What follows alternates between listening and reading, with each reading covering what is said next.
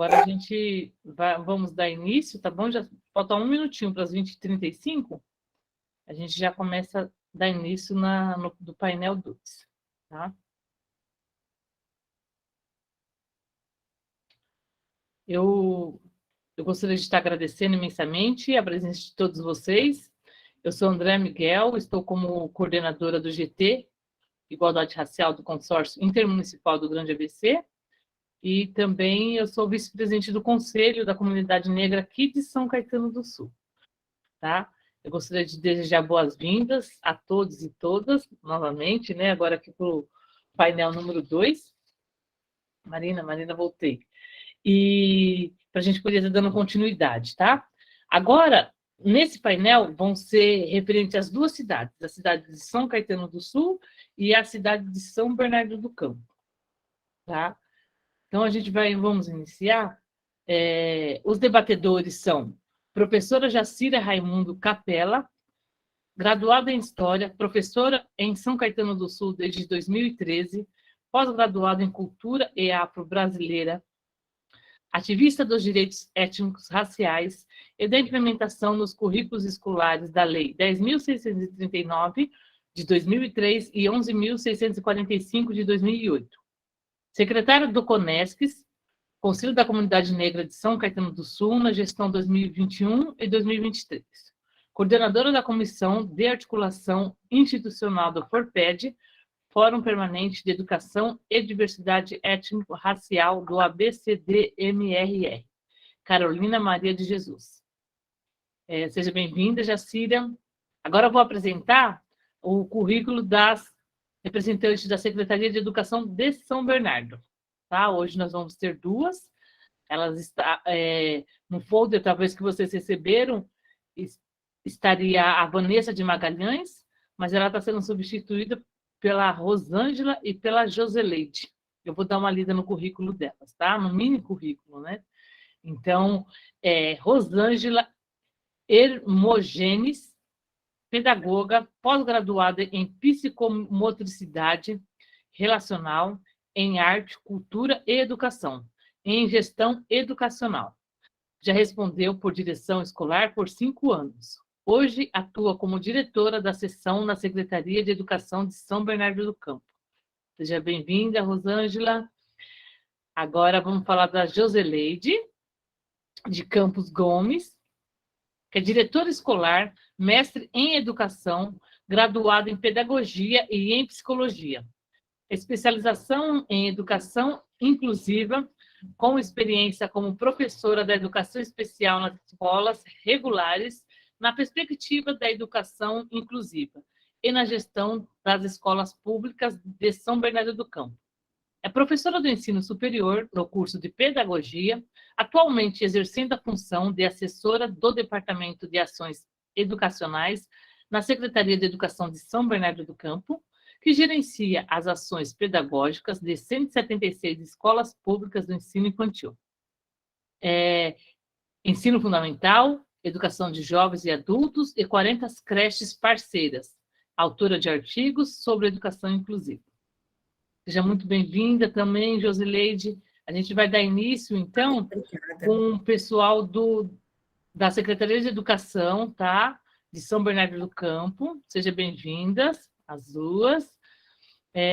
Eu gostaria de estar agradecendo imensamente a participação de vocês.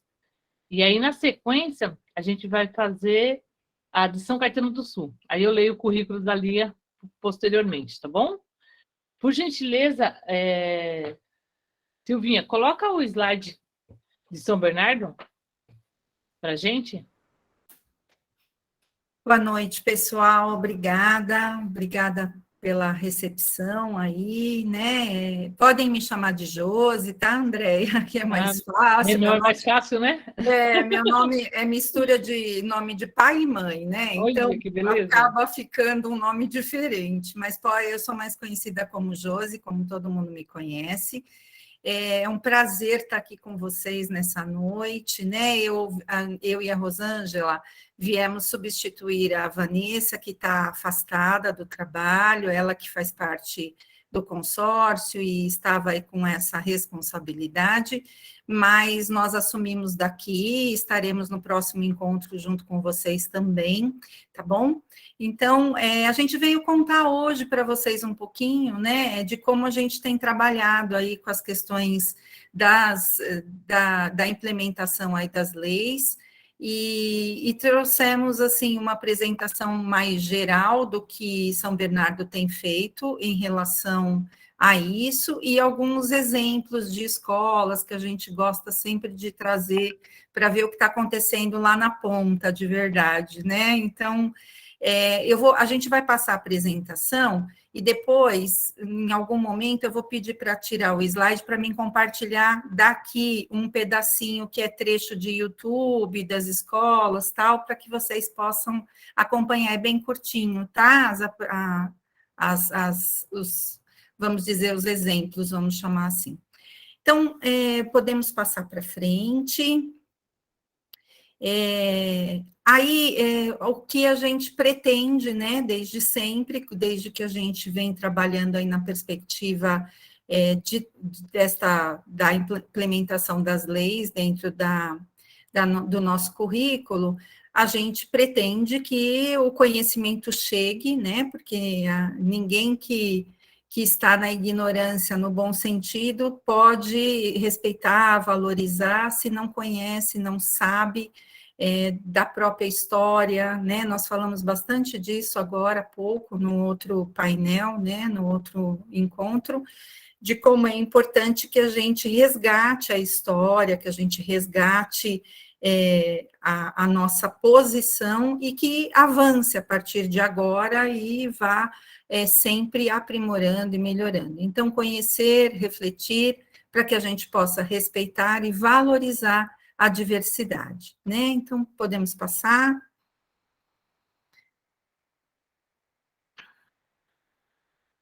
Aí são os princípios, que são os princípios da educação, né, de forma geral, mas nós quisemos trazer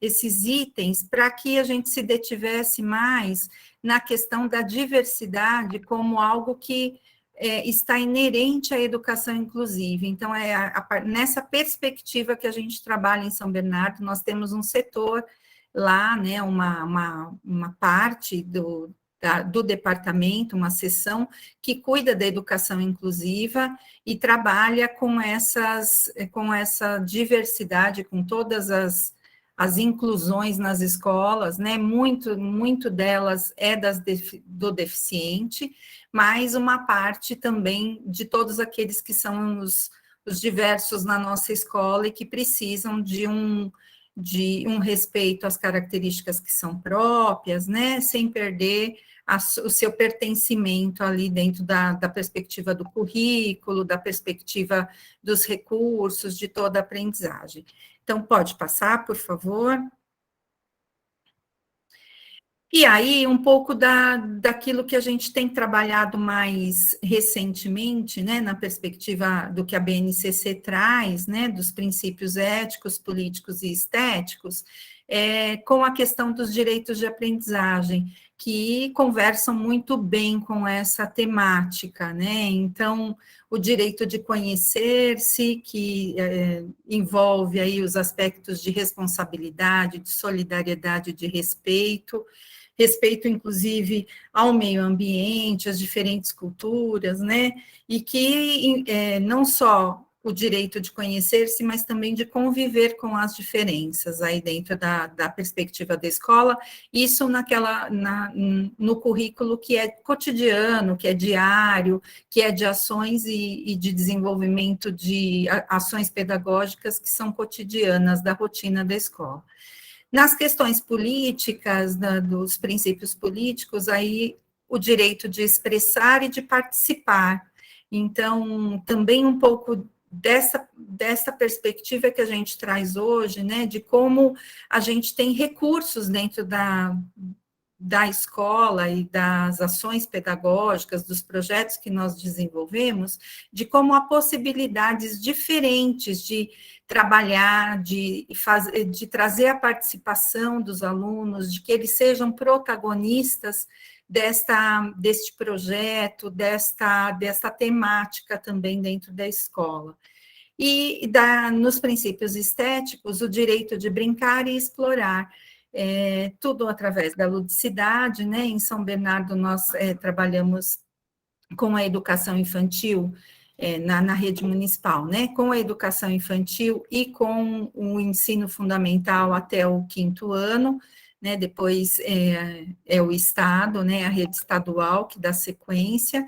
Então, nós aí trabalhamos nessa perspectiva da ludicidade com muita ênfase, né? Porque nós queremos da ludicidade, da arte, da questão da expressão pelos movimentos, né? E da cultura. Então, podemos passar.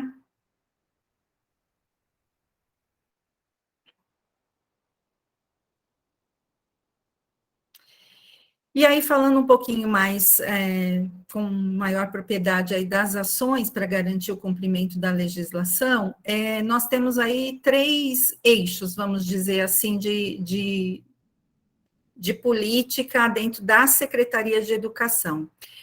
A incorporação, né, das ações nos PPPs das escolas, então, nos projetos políticos pedagógicos das escolas, essa é o nosso caminho que nós perseguimos, né, de que as escolas possam ter nas suas ações cotidianas e nos seus projetos que são particulares, que são daquela unidade escolar, daquela comunidade escolar, que todos eles tenham ações e tenham a temática tratada, né, com os professores, com as famílias, com os alunos, com os funcionários.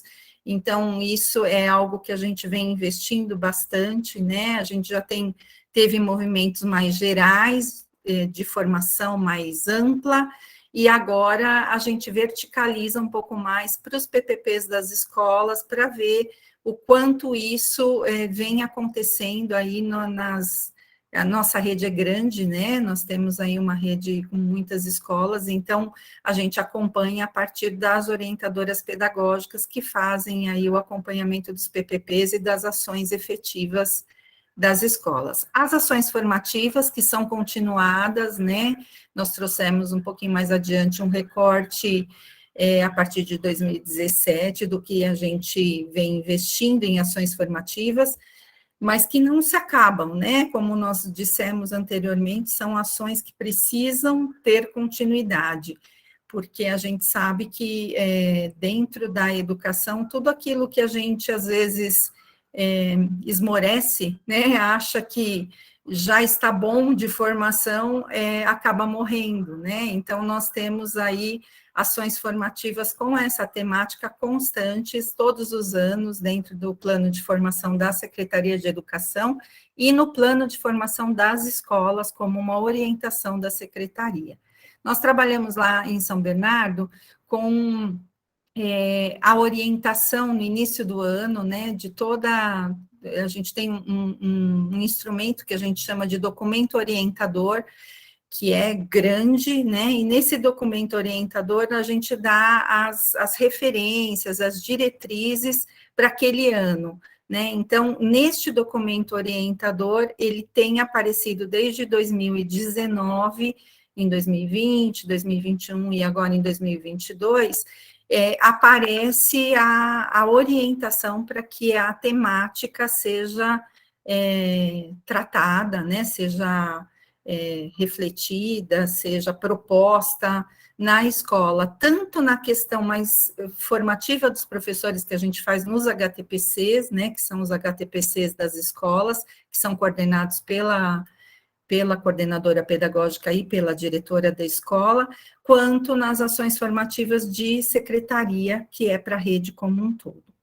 E as exposições dos trabalhos, né? Então, a gente também procura fazer mostra de trabalhos das escolas, não somente nas próprias escolas, mas na secretaria. Então, todas as vezes que a gente tem um evento, a gente busca envolver ações e apresentação de pessoas que tenham talentos e que são nossos profissionais, nossos alunos, trabalhos interessantes, que a gente possa socializar em eventos maiores aí que a gente faz com os profissionais da educação.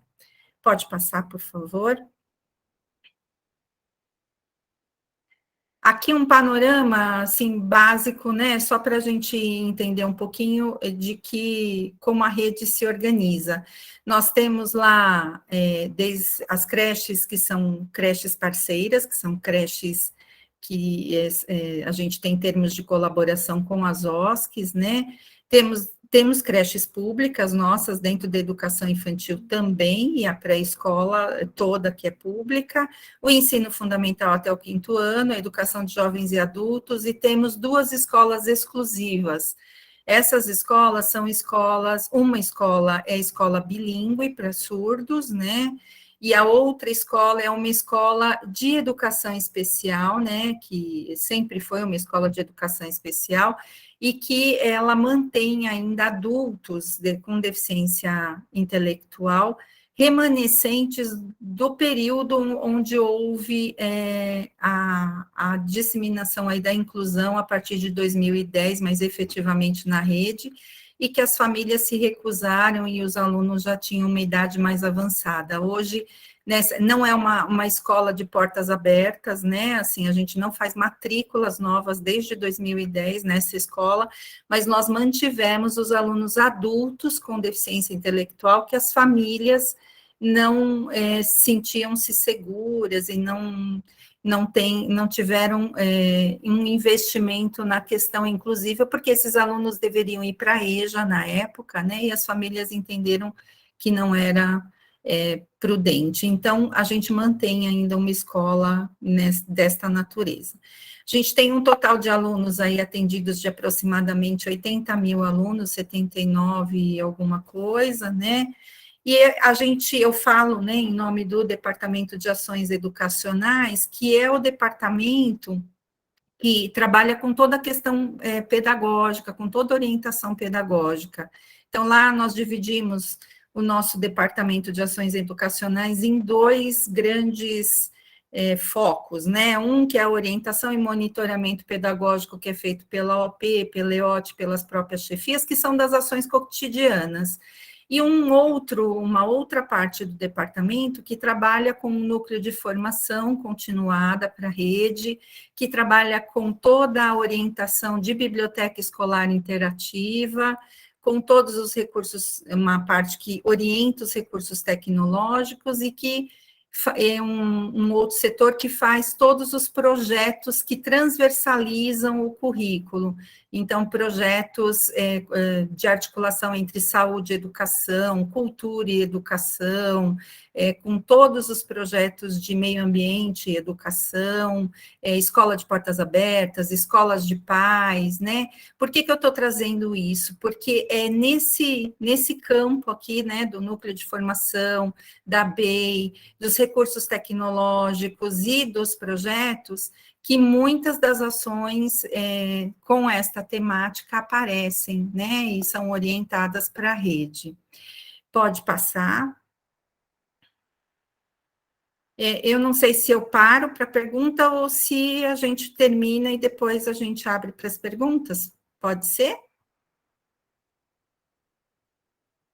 Acho que é melhor, né? Aí eu respondo aí no final, tá? Agora eu vou falar um pouquinho das ações formativas permanentes que a gente faz, né? Assim, continuadas ou permanentes para a rede. Pode passar, por favor?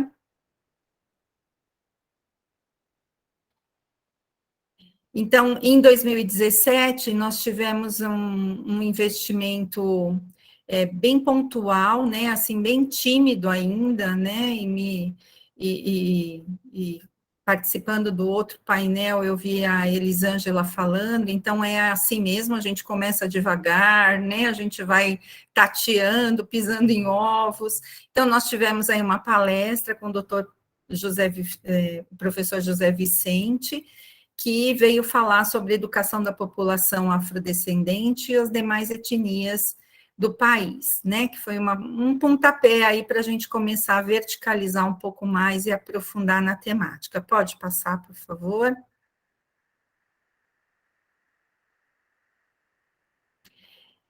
A gente procura, né, sempre que a gente tem eventos com os profissionais da educação, às vezes de retorno no início do ano, ou eventos de semana de educação, eventos que a gente vai reunir os profissionais da educação como um todo em alguma ação planejada, a gente traz apresentações culturais.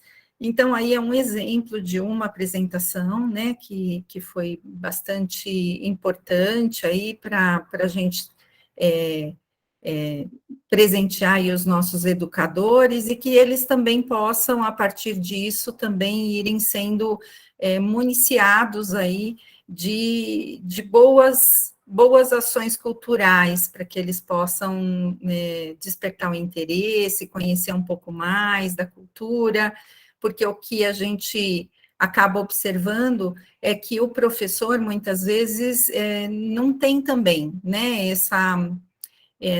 esse know-how, digamos assim, para trazer bons projetos. Então, a gente acredita que investindo no professor, a gente também vai ter melhores ações pedagógicas na escola, no sentido de que toda a extensão cultural, ela é para sempre aí na vida do professorado, né? E faz parte do trabalho da secretaria dar, oportunizar que isso aconteça por meio de ações que a gente planeja e se organiza para apresentar. Pode passar, por favor.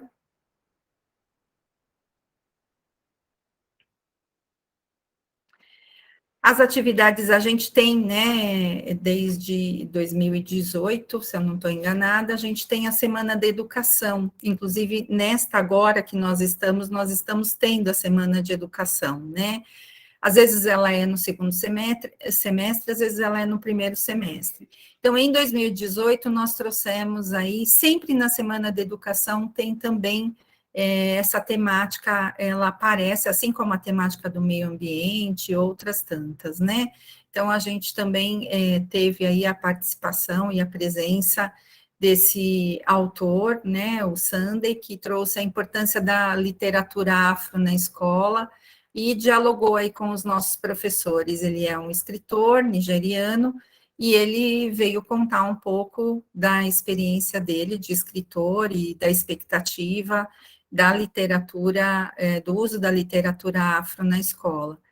E a gente teve também a exposição de atividades da escola na Semana da Educação de 2018, que de todas as ações que foram feitas nas escolas, todas as escolas apresentaram banners, né, com os trabalhos aí que envolviam a história e a cultura afro-brasileira e indígena, que era uma temática da Semana da Educação. Pode passar, por favor. Em 2019, nós investimos, né, então nós tivemos 2017 e 2018 ações mais gerais para a rede, e menos particulares nas escolas. Então, percebemos, a partir de 2019, que haveria necessidade que a gente desse uma orientação para as escolas, de que elas se atentassem, né, a essa temática nos seus projetos que são feitos na escola para aquele ano.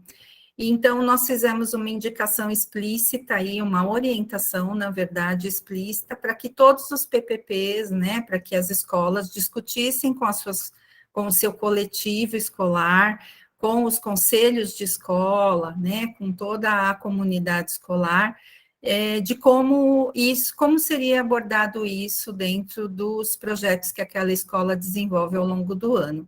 Então, houve, assim, uma verticalização, né, assim, uma indicação e um acompanhamento, um monitoramento das OPs para que essas ações, de fato, acontecessem na escola, de que necessidades elas tinham, para que acontecesse com maior clareza, com maior frequência nas escolas, enfim. E então, em 2019, a gente teve um investimento muito forte, mas particular nas unidades escolares, através das OPs. Pode passar, por favor? 2020, 2021, nós tivemos aí o contexto remoto, né, que foi para todo mundo. Nós retornamos em agosto de 2021 presencialmente, mas ainda escalonado, né, numa perspectiva escalonada. Desculpa. E aí nós tivemos a orientação de que durante as atividades remotas deveriam ser, as escolas deveriam dar continuidade aos trabalhos de história e cultura afro-brasileira e indígena, assim como as trilhas formativas, nós passamos a fazer trilhas formativas a partir de 2020. Na formação não eram mais palestras isoladas, mas eram trilhas, né? Então, a gente pôs várias temáticas e uma delas era História e Cultura Afro-Brasileira e Indígena, com encontros, com um número de encontros que eram sequenciais. Não era uma palestra única, mas eram 3 palestras, 4 palestras, dependendo da temática. E aí é isso que eu vou apresentar um pouquinho, qual foi a trilha, pode passar, por favor, de 2021, que nós fizemos. Então, nós tivemos aí uma trilha que teve essa temática, e tivemos no primeiro encontro esse autor, né, que é o Rogério Andrade Barbosa. Ele é um escritor e professor, e ele tem uma vivência, ele morou alguns anos, né, na África, tem uma vivência de professor na África, de escritor, a partir das histórias que ele ouviu das crianças na África, e ele traz muito da literatura africana, né, afro-brasileira, e vai trazendo um paralelo com as histórias que nós contamos aqui. Então, foi bem interessante, porque ele traz uma visão prática de como o professor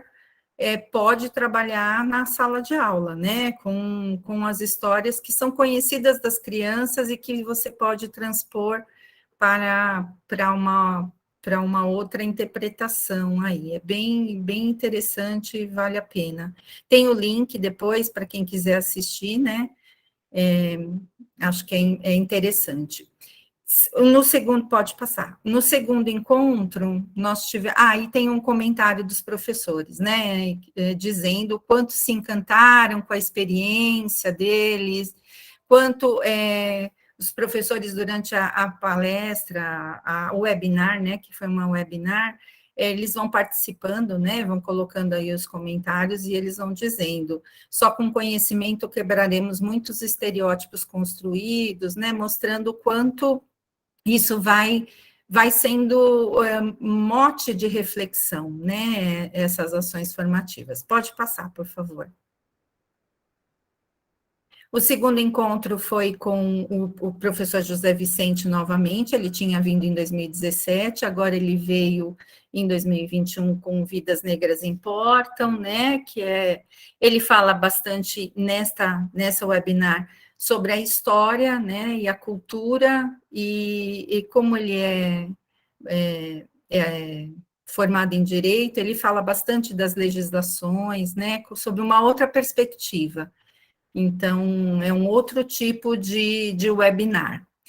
Pode passar, por favor, aí tem um comentário.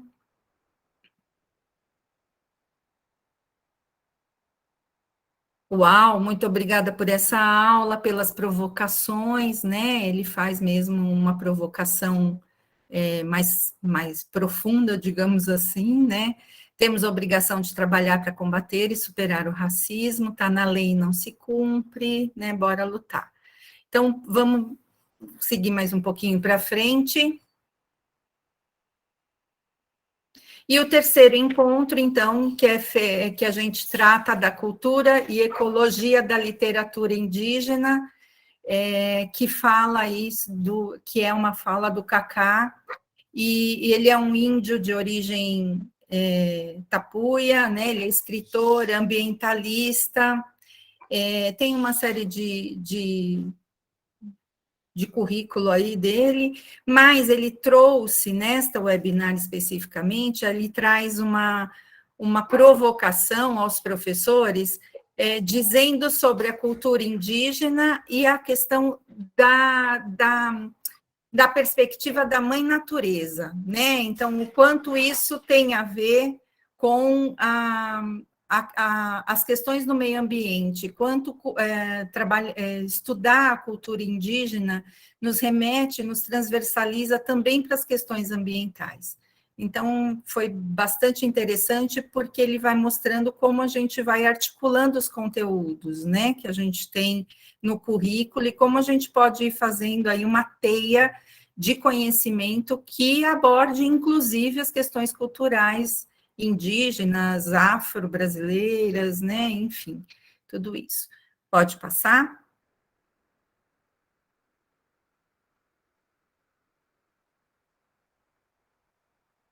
Aí um comentário dos professores, né? Muito bom adquirir cada vez mais conhecimentos, reconhecendo aí a questão formativa. Pode passar, por favor. Ô, Josilene, lembrando que são 30 minutos, já passaram os 30 minutos, aí a gente precisa...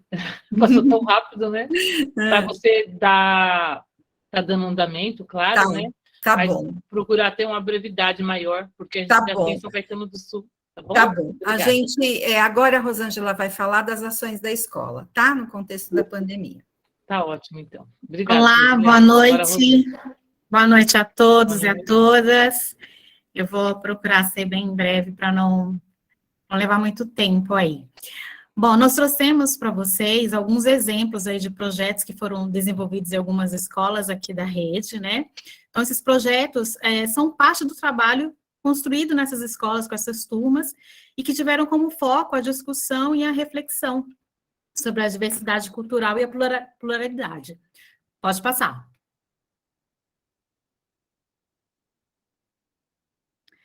Aqui, nós temos a EMEB Fiorente Helena, e a forma que eles trouxeram aqui sobre mitos indígenas foi através do jornal. Então, nós sabemos que o jornal ele é um recurso pedagógico muito potente, né? Porque o jornal ele consegue disseminar, né, o conhecimento, a informação para além das paredes da escola, além de trazer o aluno como um protagonista. Então, os alunos puderam colocar aí todo esse conhecimento que eles tiveram sobre os mitos, formularam aí o seu jornalzinho, e o jornal ele é colocado no blog da escola. Então, as famílias têm acesso, qualquer pessoa pode ter acesso, porque ele fica no blog, e aí é só entrar no link, todo mundo tem acesso, e também tem aí todas essas informações e esse conhecimento. Pode passar. EMEB José Luiz Jucá, então os alunos de terceiros anos. Aqui foi um trabalho feito em cima da lenda Abayomi. Então, foi uma oficina que as crianças fizeram, acho que, não sei se vai dar para passar o videozinho ou não, né? Ô, Josi, acho que não dá para passar, né? Acho que não. Vamos deixar só o último, tá? Para a gente não se perder muito. É um videozinho que mostrava as crianças na oficina, elas construindo as bonequinhas, né? Então, assim, trabalharam... Rosângela, você coloca no chat, que aí o pessoal assiste. Ah, você coloca? Então, aí pode colocar, Jô. Então, trabalharam sobre a lenda, falaram muito sobre isso, e foi muito bacana. No vídeo dá para ver, sim, como que as crianças participaram, como que foi gostoso vê-las construindo, e foi um projeto bem bacana. Pode passar, por favor. Aqui na EMEB, professor Geraldo Hipólito, foi uma atividade, aí nós estamos falando aí, né, da época da pandemia mesmo, e aí um sábado, que foi um sábado remoto, um sábado letivo virtual. E a proposta aqui foi uma visita, né, uma visita virtual pelo Museu da Arte Indígena. Então, um trabalho muito bacana também, porque além das crianças poderem fazer essa visita e aí conhecerem um pouco mais da cultura indígena, as famílias também puderam fazer essa visita, né? Então, esse recurso tecnológico traz isso, né? Ele também leva as famílias junto, porque eles puderam participar e terem essa vivência de conhecer um pouco mais do modo de vida, da cultura dos povos indígenas. Foi um trabalho também muito bacana, num sábado letivo. Pode passar.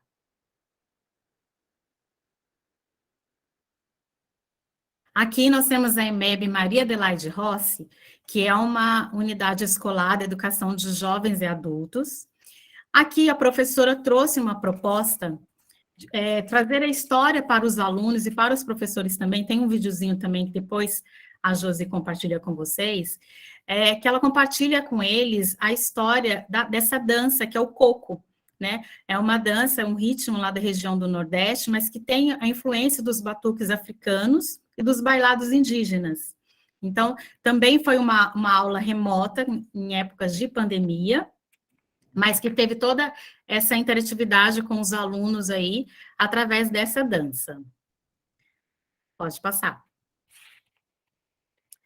Aqui na EMEB Vicente Zamit, nós tivemos aí no projeto, a conclusão do projeto deles, durante todo o trabalho que eles fizeram, foi a construção de um dicionário com as palavras de origem africana. Também foi um trabalho muito interessante, porque as crianças, muitas palavras eles conheciam e não sabiam que era de origem africana. Então, foi muito gostoso ver eles percebendo isso e tendo essa apropriação, né, de quanto que a gente tem dessa cultura e eles não sabiam disso, não percebiam isso. Então, foi também um trabalho muito bacana, muito bem avaliado pela equipe. Pode passar. A EMEB Luiz Guxiquem é uma EMEB de creche infantil. Então, aqui é um trabalho com as crianças menores. Pode passar? Deixa eu ver se eu consigo, a letrinha está bem pequenininha, mas eu vou tentar. Deixa eu ver se eu consigo ler aqui para vocês. Aqui eles relatam todo o trabalho que foi feito com os pequenininhos, a preocupação deles e tudo mais. Acho que eu vou puxar por aqui, porque está muito pequenininha a letra. Mas eles vão falando das dificuldades, dos desafios que foram, mas também de tudo que eles conseguiram construir junto com as crianças pequenininhas. E é muito interessante de ver. E o bacana aqui é que eles vão contando todo o relato a partir mesmo do trabalho feito com os professores. Então, assim, tiveram palestras sobre essa temática com os professores. Em HTPC fizeram atividades de danças africanas. Eu não sei se está muito claro para vocês verem a imagem aí, que é pequenininha, mas acho que dá para perceber. Né? Os professores com danças africanas. E aí fizeram a construção de brinquedos com as crianças, as brincadeiras, a musicalização, tiveram rodas de conversa e as famílias também vieram participar. Com as crianças pequenininhas e os bebês, teve contação de contos africanos. Então, foi um trabalho muito bacana e depois vale a pena ler esse relato também da escola, que é muito interessante, né? Porque é um desafio, principalmente quando a gente fala dos pequenininhos, dos bebês, e eles vão relatando como que tem sido esse trabalho aí com esses pequenos. Pode passar.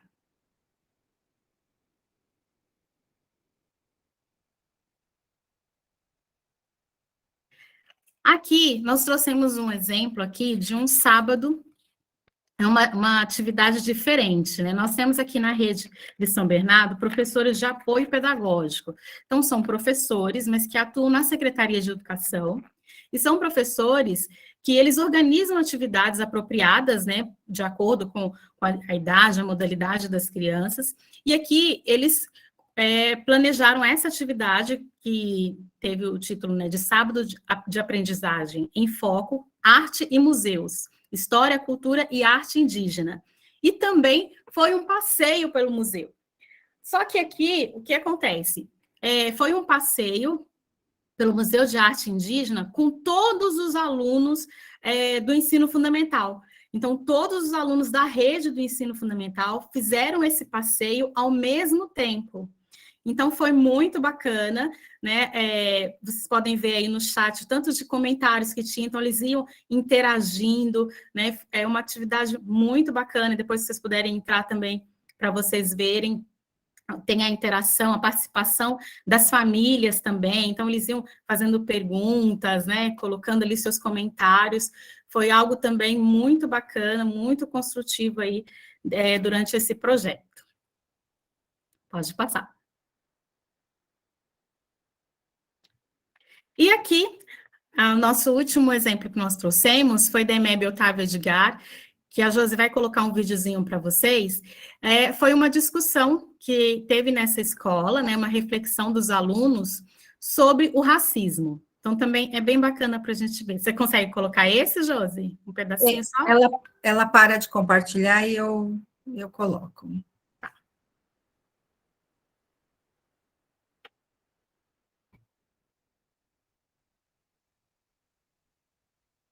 Peraí, só um minuto.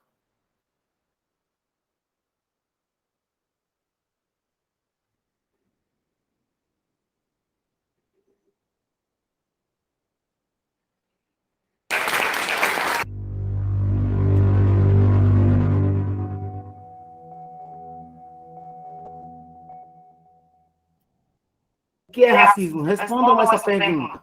São pessoas que acham que as pessoas negras não devem ser tratadas como as outras. Racismo é quando a pessoa branca xinga a pessoa negra. Racismo é uma coisa muito feia que fazem com as pessoas negras. Eu acho que quem faz racismo deveria ir presa, mas muitas das vezes isso não acontece. Música, ela também serve para fazer a gente refletir sobre as coisas. Existe um monte de música que faz a gente refletir sobre as coisas, que nos ensinam, tá? Então, vocês vão ter que pesquisar uma música que fale sobre racismo, sobre preconceito, e explicar qual era a mensagem dessa música. Falar sobre a música que escolheu e por que escolheu. Eu escolhi a Mão da Limpeza e ela representa o racismo, né? Porque, por exemplo, eu tenho uma mãe negra e essa música, tipo, mexeu muito comigo, porque ela fala coisas verdadeiras da vida que acontece aqui em casa. A vida consumida ao pé do fogão.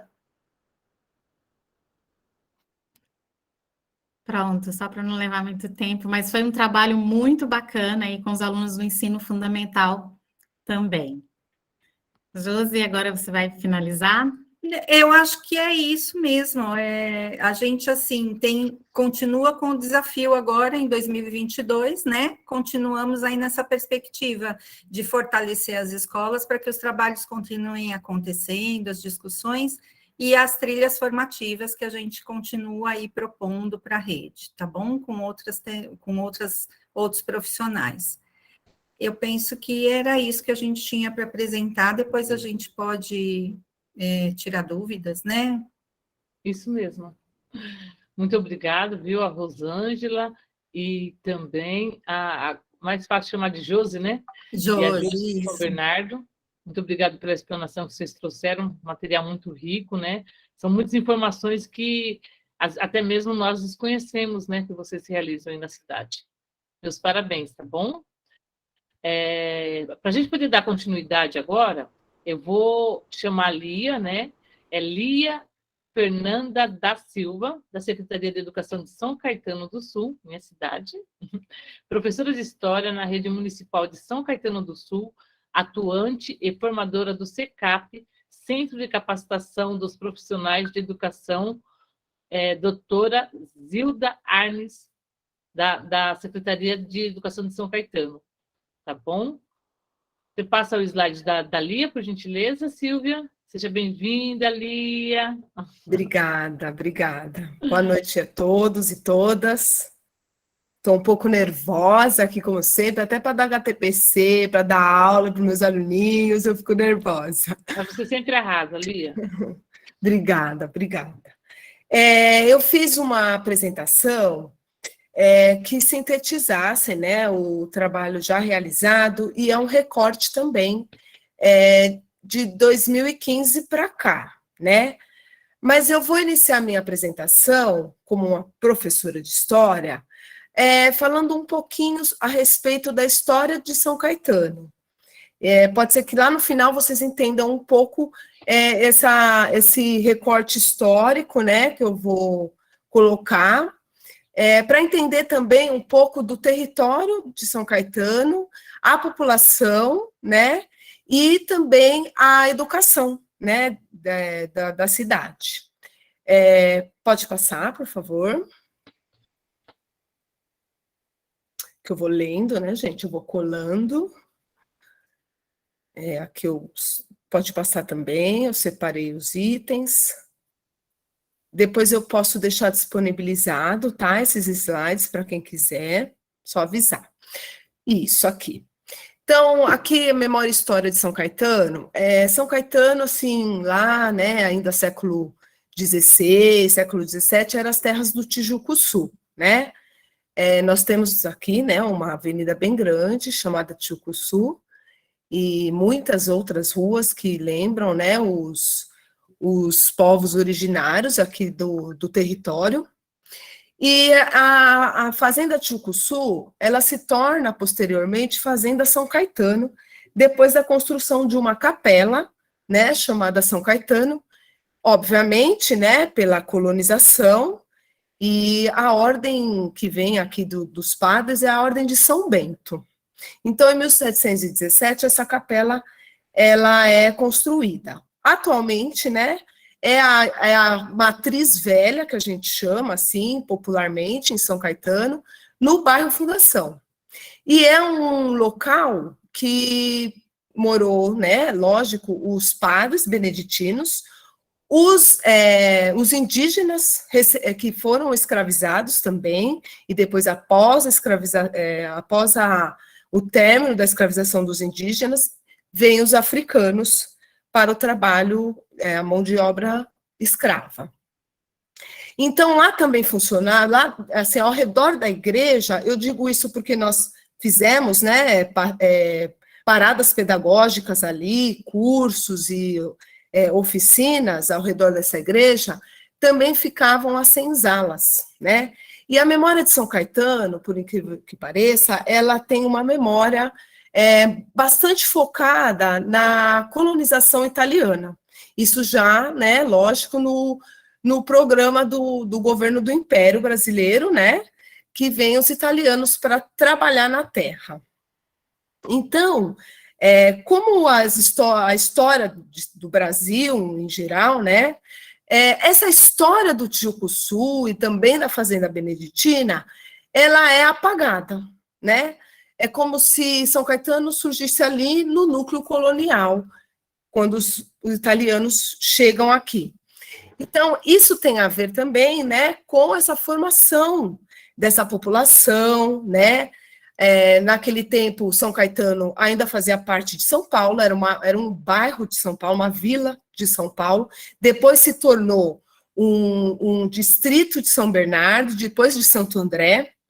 Então, essa população que foi depois colonizada pelos italianos, começa a dar visibilidade a essa história da imigração, das cerâmicas, né, que eram vendidas aqui, né, no tempo colônia e tempo império. Digo colônia porque as cerâmicas vinham, né, do Mosteiro de São Bento, não vem a partir dos Matarazos, não vem a partir, né, da parte italiana, já existia, inclusive os fornos foram aproveitados, né, pelos italianos.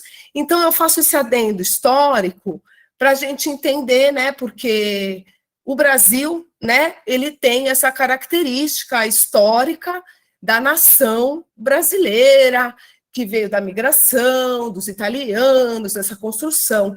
E quando, né, os indígenas ou os negros africanos aparecem, né, nessa história império, nessa história colônia, eles aparecem como contribuintes, né? Isso hoje, falando que eles contribuíram.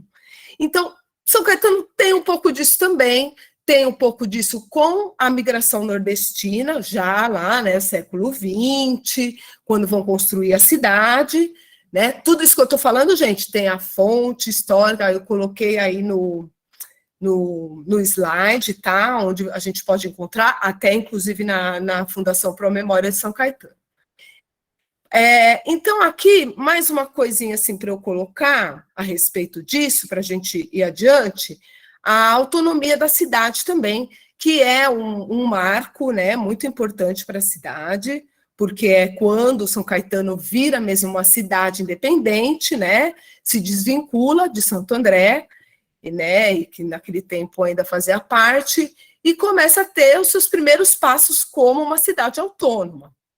E nesse período marca muito assim o 28 de julho, né, toda essa história.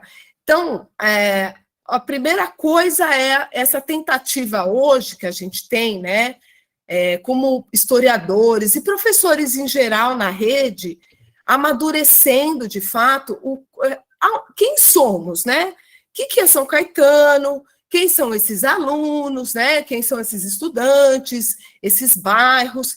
Então, a gente está procurando, assim, intensificar mais essa história, né, da onde eles estudam, da onde eles moram, onde esses professores trabalham, muitas vezes moram aqui também, porque é o pontapé inicial também para a gente entender também a questão do racismo, a questão de estranhar o diferente, estranhar o outro modo de vida, e tentar, né, consolidar mesmo uma educação que seja equitativa, integral, integral no sentido de que as pessoas precisam entender que todos devem ser representados, todos precisam estar ali se sentindo representados e também fazendo parte daquele momento na escola.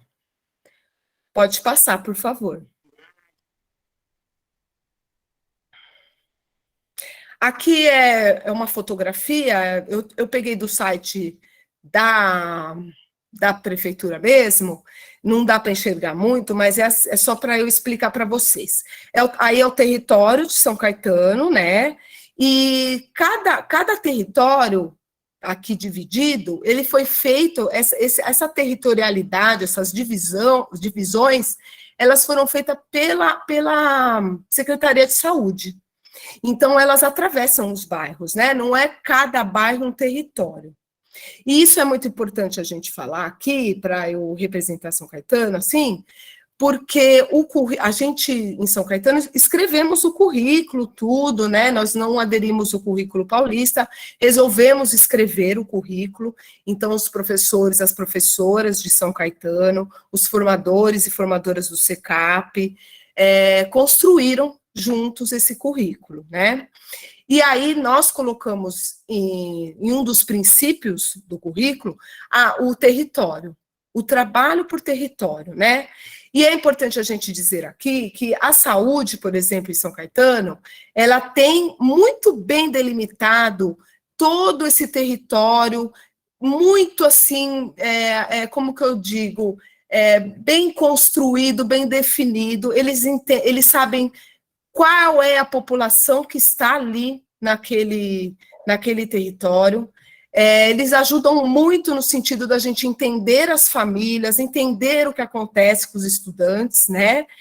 E a gente está intensificando agora esse trabalho junto com a Secretaria de Saúde, a Secretaria de Assistência Social e também a Secretaria de Educação, para que a gente consiga mapear, né, essa população, esses territórios, saber muito bem o que essa população difere da outra ali em cada território, de acordo com o projeto político-pedagógico da escola, e também facilita na questão de conversarmos, existem reuniões que estamos fazendo, né, para tentar minimizar, por exemplo, alguns problemas que existem, porque São Caetano tem, né, aquela fama de que é uma cidade que não tem muitos problemas, tem vários problemas, nós temos problemas iguaizinhos que tem no município de São Paulo, no município de São Bernardo, enfim.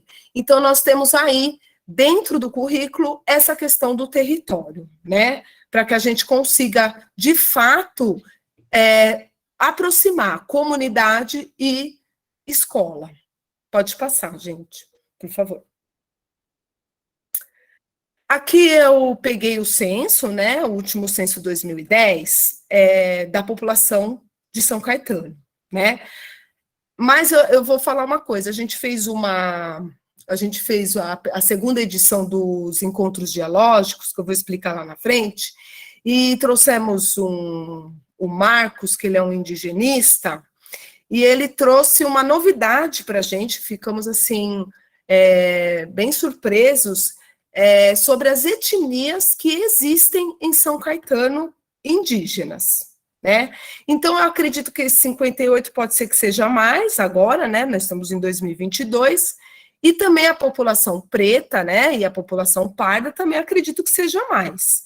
A branca é predominante, nós temos uma cidade que a colonização italiana predominou, assim, em questão de população, né? Só que a população são-caetanense agora, ela veio muito, assim, de 2010 para cá, por conta da verticalização da cidade, e por conta também da municipalização das escolas, né?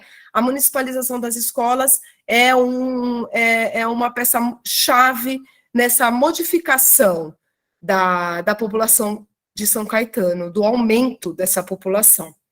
Tá? E aqui também para entender essa população, né, os brancos, os pardos, né, os pretos, os amarelos e os indígenas, como no Brasil a gente separa dessa forma, então está aqui só para a gente ter um parâmetro. E pode passar, por favor? Vou tentar ser breve, tá, gente? Então, aqui é mais uma parte histórica, né, da educação de São Caetano. E aí, quando a gente procura, né, a questão da história, da educação em São Caetano, nós achamos também a partir do núcleo colonial. Mas nós sabemos, assim, né, a maioria dos professores, quem sabe sobre o Brasil, que a parte educacional mesmo, e Saviani não nos deixa mentir, vem ali de trás, na colonização ainda dos padres, né, na catequese, então já existia uma forma ali de educação que era mesmo um movimento catequese, de converter, né, os indígenas, os corpos dóceis, né, como a gente pode falar também.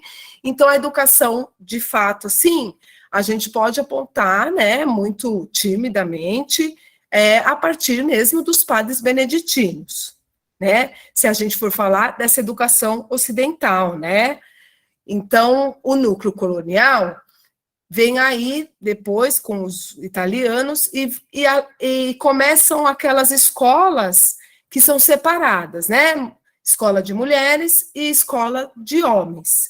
E isso percorre aqui, 1920, ainda são escolas separadas, tem um acervo com essas fotografias do senador Flacre, por exemplo, as salas de aula de meninas, salas de aulas de meninos. Então, tem esse registro no Promemória também. E essa senador Flacre, por exemplo, é a escola mais antiga da cidade. Ela foi uma escola estadual e ela entrou na municipalização, né, lá em 2007. E aí, de 49 assim, até 2007, os grupos escolares, que daquela época era grupo escolar e agora é escola de educação básica, elas foram crescendo. São Caetano tem tem bastante escola, por ser um território de 15 quilômetros quadrados, né? Com a municipalização, trouxemos também escola de ensino médio, né? Ainda temos escola de ensino médio também, sob a responsabilidade da prefeitura. Aí aqui eu aponto, por exemplo, para a questão da autonomia da cidade, onde foi muito questionado a presença de mais escolas, né, porque a população precisava de mais escolas, inclusive para seus filhos, e também porque muita gente precisava trabalhar, e foi também um momento onde eles começam a discutir a questão de creches, educação infantil, que é lá pré-escola também. Então, São Caetano também tem eu não diria pioneirismo, porque eu não tenho certeza disso, não estudei isso, mas é um dos primeiros municípios que vão pensar também na educação pré-escolar.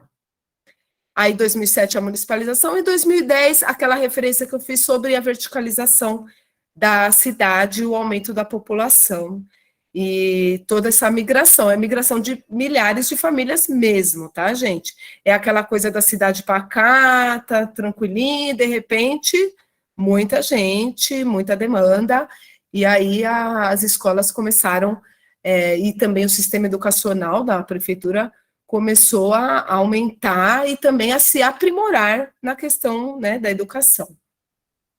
Pode passar, por favor.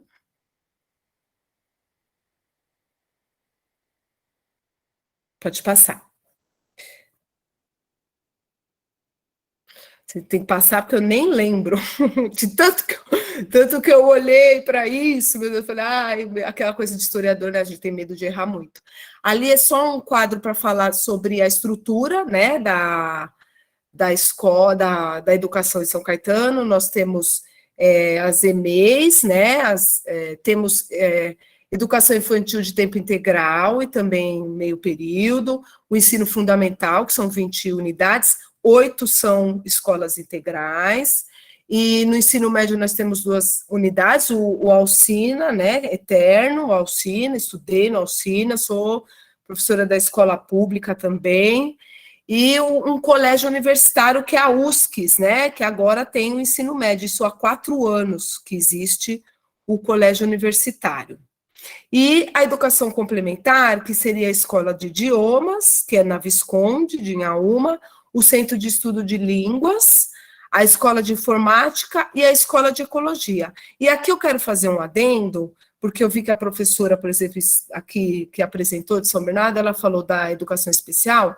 Nós ainda temos uma escola de educação especial, coisa que, né, é um pouco, como que eu digo, um pouco fora do contexto para quem está falando muito da educação inclusiva na perspectiva da educação especial. Nós temos ainda uma escola, que é o Annie Sullivan, que atende também só educação especial. Não sei se existe ainda, não estou por dentro se existe ainda matrículas, mas eu sei que as crianças estudam lá e existe ainda essa unidade. Mas, do contrário, a inclusão na perspectiva da educação especial, ela é na escola básica, tá? Regular. E nós temos uma universidade municipal, que é a USCS, o antigo IMES, e que depois virou Universidade Municipal de São Caetano do Sul. Pode passar, por favor.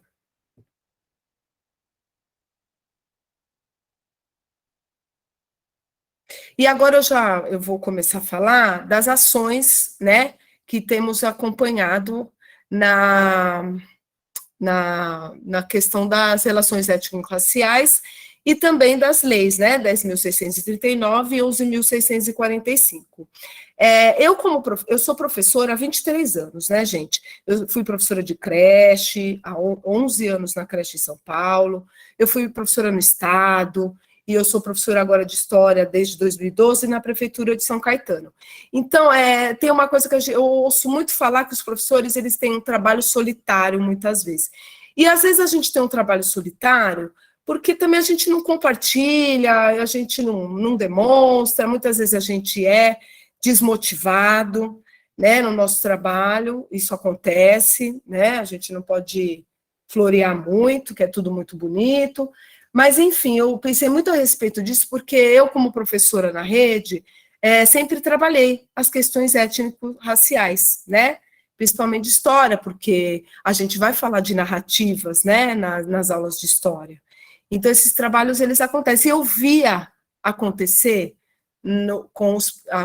com as outras escolas, outros professores e professoras que trabalham, né, também. E trabalham muitas vezes, né, por conta própria, porque a gente precisa da formação mesmo, né, de uma formação sistematizada. Então, muitas vezes, esses professores, eles acordam mesmo para essas questões e trabalham a lei, né, sem muitas vezes estar lá falando da lei, né. E eu descobri isso também depois que eu fui, né, convidada para ser formadora no CECAP, porque é aí que a gente começa a ver o trabalho dos professores, né? É aí que você vê como que acontece também, quais são as barreiras, a gente começa também a questionar a questão universitária, né? Porque eu não tive nem na pedagogia, né? Apesar que eu me formei na pedagogia em 2003, mas eu também não tive no curso de História, onde eu me formei em 2008, falando a respeito das leis, né? Então, a gente tem uma lacuna, né, um abismo aí também na formação universitária, né? Pode passar, que é uma fotografia, as fotografias aí são trabalhos no CECAP, ali é o professor Jonas, que está tocando, maravilhoso. E aqui eu vou começar com um trabalho que começou em 2015, com o Grupo de Estudos das Culturas Afro-Brasileiras e Indígenas. É uma iniciativa dos próprios professores e alunos da escola, que vão se dedicar a esses estudos e também desempenhar alguns papéis e educativos e pedagógicos na escola, né? A escola é o Vicente Bastos, na época era uma escola de EJA também, e foi um campo riquíssimo para esse trabalho, porque a EJA é onde estão, né, as pessoas que muitas vezes foram excluídas, que sofrem racismo, que também sofrem preconceito devido ao fato de não ter estudado no tempo certo. Então, é um campo, assim, de muita criação, de muita experiência compartilhada.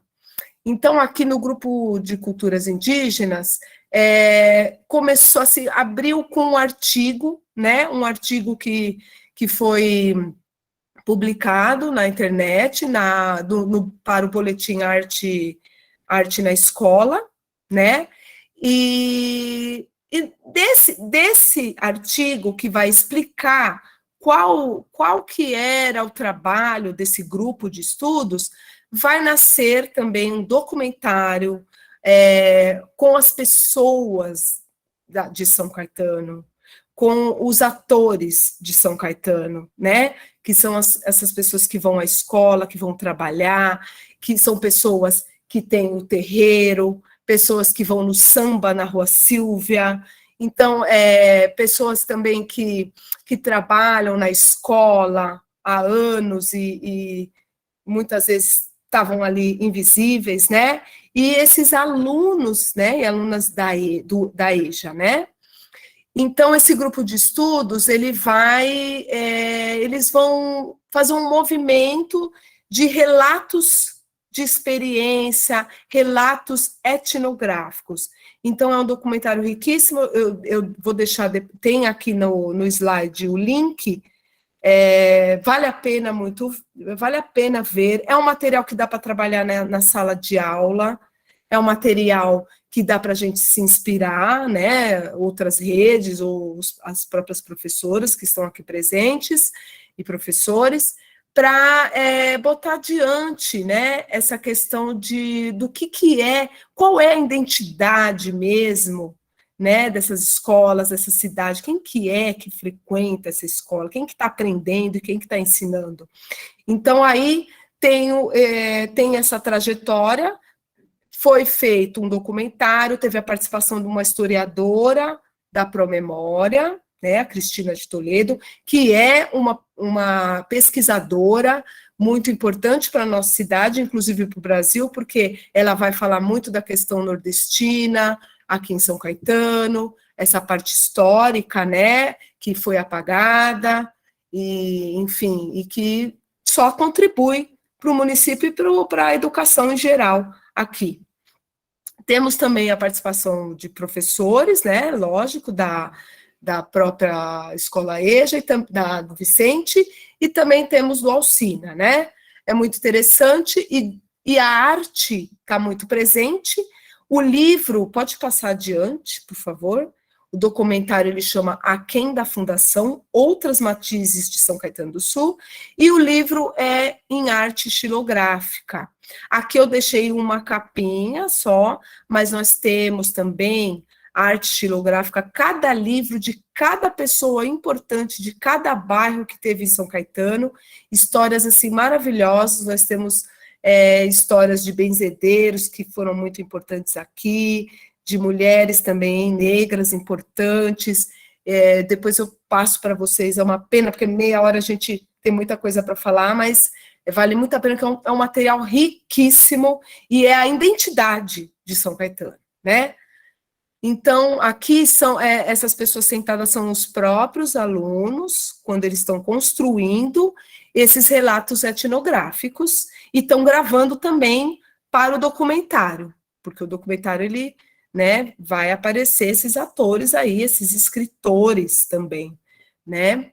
Pode passar, importante salientar que é da EJA, né, e quem organiza isso é a Milene Valentim e a professora Vanessa Rita. Aqui é uma fotografia desse webdoc, que tem o documentário, e tem o webdoc, né, que é uma síntese de tudo, que chama Tem em São Caetano. E aqui são essas pessoas que vivem em São Caetano e que são né? São todas diferentes umas das outras e que formam essa cidade, né? Que fazem parte daqui. Pode passar.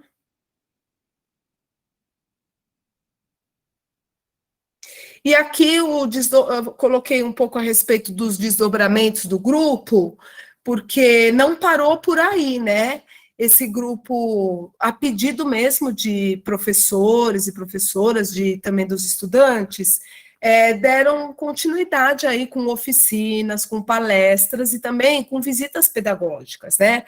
E eu tive, assim, o privilégio de acompanhar, por exemplo, uma saída pedagógica que fala sobre o caminho de Piabiru, que é um caminho indígena ancestral, né, que passa por São Caetano, inclusive lá na Igreja Candelária, e também passar pela essa parte histórica do bairro Fundação e perceber ali, né, aquela presença negra que foi apagada, né, com a vinda dos italianos. Eles ficaram ali, e tem também uma observação aqui a fazer, porque quando a gente começa a ler, né, sobre essa história ainda não contada, mas que está lá já, muito bem pesquisada e relatada, os padres beneditinos, eles tinham preferência por escravos reprodutores. Então, eles tinham essa coisa de também comercial, né, da questão da escravidão, não era só para trabalhar na lavoura, no forno, mas também para reproduzir, né, os africanos, né. Infelizmente, a gente tem que falar assim, nem sei como falar sobre isso que não seja dessa forma, mas é a história do nosso Brasil também, né, também. Então, aqui, no debate, né, teve debates teóricos, teve antropólogos que vieram apresentar algumas questões indígenas, isso tudo em 2019, as oficinas também, foram várias oficinas no espaço do SECAP, né, na área de arte, na área de história. Teve também a visita na aldeia em São Bernardo, onde os professores tiveram, assim, um contato sobre a questão do indígena nesse território, mas, ao mesmo tempo, no espaço urbano, né? O índio no contexto urbano. Então, também tivemos essa sacada aí em 2019, e foi uma coisa que me surpreendeu, porque, às vezes, a gente fica muito preso na escola e nas nossas atividades, nos nossos alunos, nas nossas aulas, nossas notas, e a gente não percebe o que está acontecendo na rede. E eu acho que é isso, quando a gente fala muito da rede, mas a gente está tentando mesmo virar essa rede, né? Porque rede é isso, é um rizoma, é compartilhar. Pode passar, por favor. E aqui, são essas fotografias eu fiz essas fotografias no passeio, aqui na Candelária, né, que fala sobre o caminho. Aqui não está escrito o caminho de Piabiru, porque o caminho de Piabiru é uma hipertrilha, né, que vem lá da América do Sul, passa pelo Peru, depois vem para o Brasil, né? Então, nessa trilha, vai também se fazendo outros caminhos e outras trilhas. Então, existe aqui o caminho do Tijucuçu, e Tijucuçu é Grande Lamaçal, né? Porque São Caetano também tem essa geografia de ser uma geografia de vales, né? Muito, muito barrento, permeada por vários rios, assim, córregos, né? Hoje a gente não sabe que a gente passa por cima dos córregos. Existe, inclusive, um estudo sobre essa geografia desses córregos, que vai fazer uma ligação com a geografia negra, né? Aqui em São Caetano existe isso, por professores que fazem esse trabalho maravilhoso. Graças a Deus, eles estão aí para nos ensinar. E pode passar. Aqui é o trabalho do professor Leonardo. O professor Leonardo, ele é de geografia, ele é professor no Macei. ele sempre trabalhou, né, do dia que eu conheço esse professor, ele sempre trabalhou a questão africana e a questão indígena, né, e é o ano todo, como esses professores estão fazendo, é sempre o ano todo, né, nós não temos essa visão de que vai colocar só lá no dia da semana, né, do índio, seja do 19 de abril, ou se não, lá no 20 de novembro. E aqui é uma mostra cultural, ela acontece em setembro, né, geralmente, e ele fez um belíssimo trabalho aí com os alunos, e explicou até sobre a questão do quilombo, né, sobre como que é viver no quilombo, a educação, a ancestralidade, o modo de ser, enfim, um riquíssimo trabalho desse professor. Pode passar. Aí aqui eu jogo um pouco para o currículo municipal, porque nós tínhamos a gente tinha orientações curriculares, né, que foram também elaboradas por professores, formadores aqui em São Caetano, em 2011, né, porque o CECAP, o Centro de Formação, ele é novo, assim, em relação à idade, né, da educação em São Caetano, ele veio em 2010, então um departamento, né, novo em relação a isso, e quando a gente escreve o currículo, nós colocamos lá nos princípios educacionais a integralidade, a inclusão, a equidade e o território. E os princípios são as relações de gênero, as relações étnico-raciais, a gestão democrática e território. Esses são os 4 princípios, e dentro desses 4 princípios nós temos essas dimensões aqui, que é a integralidade, a inclusão, a equidade e o território, né? Sem contar também que nós temos lá uma parte toda dedicada à educação especial. E aqui é uma citação, mas é só para ilustrar, pode passar.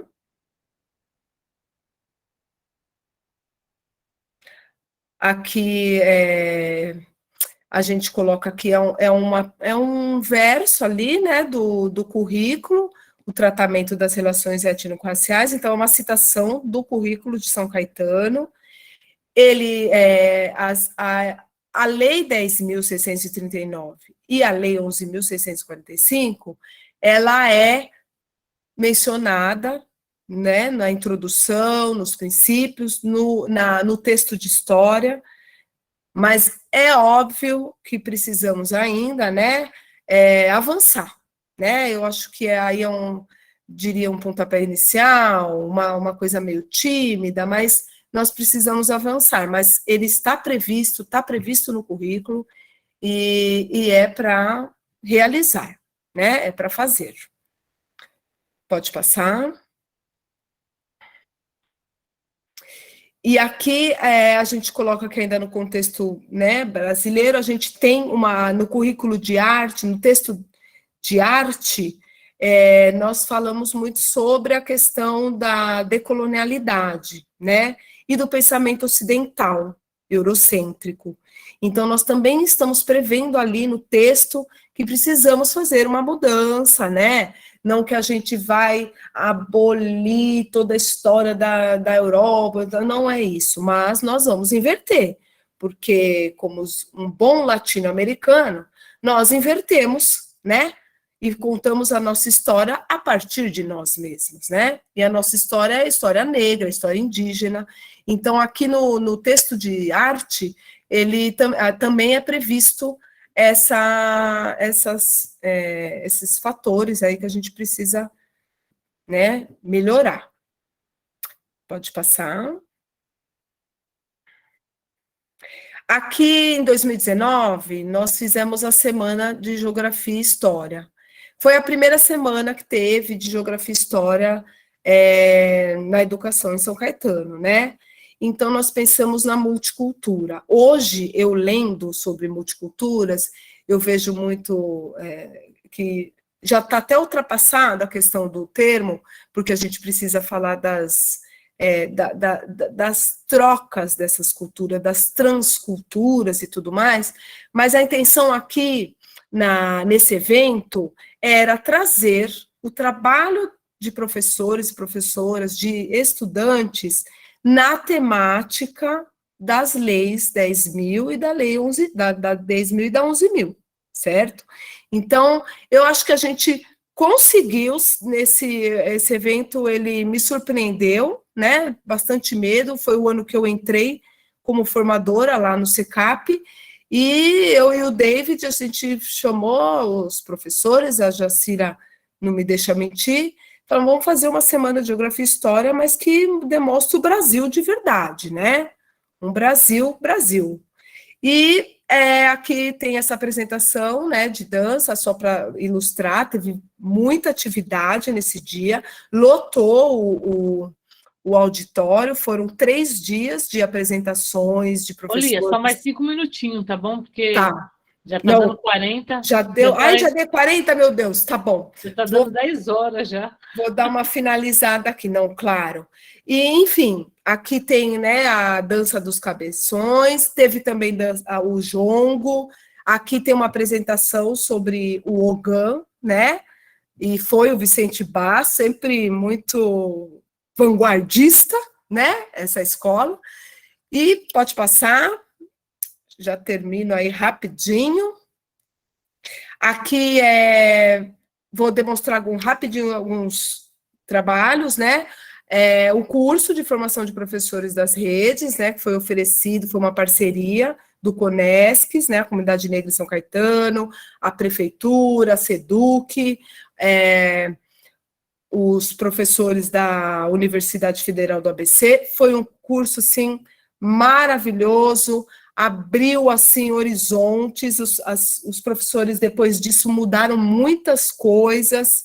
Então, olha, foi um divisor de águas aí.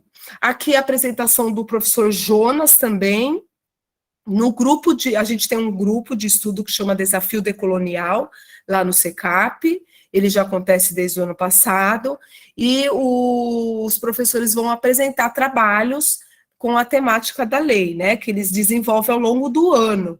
E aí eles apresentaram também depois para nós, e o trabalho foi um trabalho de pesquisa também. Pode passar, esse é do professor Jonas, que trabalha com as literaturas e com música, porque ele é professor de música. Aqui é um trabalho de uma professora, um trabalho fantástico sobre migração, porque ela vai fazer um trabalho com os estudantes, falando sobre a ascendência deles, né? Então sai muita coisa aí também. Tem o trabalho da professora Gisele, que ela fez na pandemia, ela falou a respeito da população negra e o Covid, fantástico, com cartas, os alunos escreveram cartas para falar a respeito disso. Pode passar.